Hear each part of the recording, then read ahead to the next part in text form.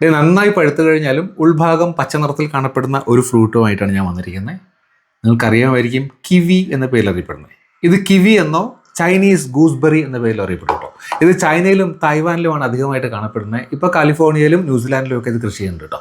ശാസ്ത്രീയമായിട്ട് ആക്ടിനീഡിയ ഡെലീഷ്യോസ എന്നറിയപ്പെടുന്ന ഈ ഫ്രൂട്ട് വിറ്റാമിനുകളുടെയും ആൻറ്റി ഓക്സിഡൻസുകളുടെയും ഫൈബറുകളുടെയും നല്ലൊരു കലവറയാട്ടോ.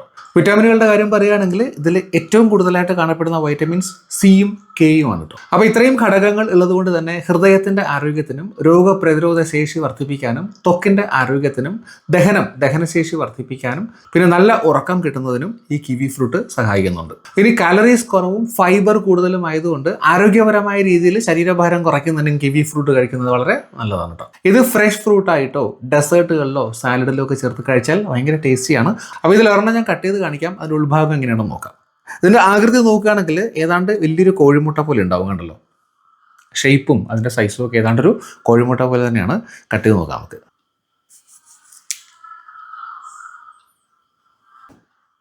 കണ്ടോ, ഇതിനൊരു ഗോൾഡൻ ഗ്രീൻ കളറാണ് കേട്ടോ. ഇതിനെ ഗോൾഡൻ കിവി എന്നാണ് പറയുന്നത്. ഞാൻ വാങ്ങിക്കുന്ന ഗോൾഡൻ ആണ്.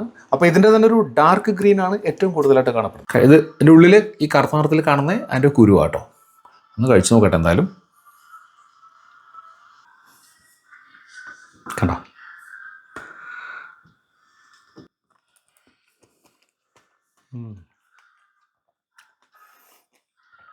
അടിപൊളി ടേസ്റ്റ് ആട്ടോ. നിങ്ങൾ പലരും കഴിച്ചിട്ടുണ്ടാവും. എന്തായാലും കിവി ഫ്രൂട്ട് കഴിച്ചിട്ടില്ലാത്തവരും ട്രൈ നോക്കൂ കേട്ടോ.